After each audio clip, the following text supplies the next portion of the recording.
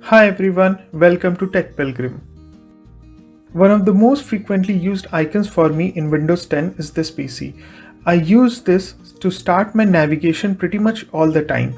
If you are like me, you might be wondering where the heck is this icon, especially if you are starting up with a brand new Windows PC. So let's find out how we can add this icon and many more such icons to the desktop. First, go to Settings and then click on Personalization. On the left side, select Themes.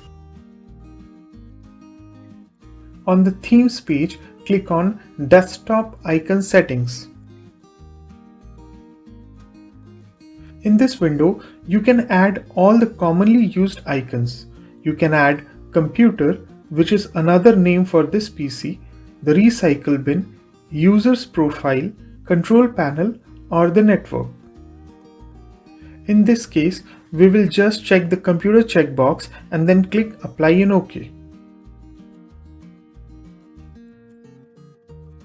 We close this window and go back, and there we see our familiar This PC icon is on the desktop.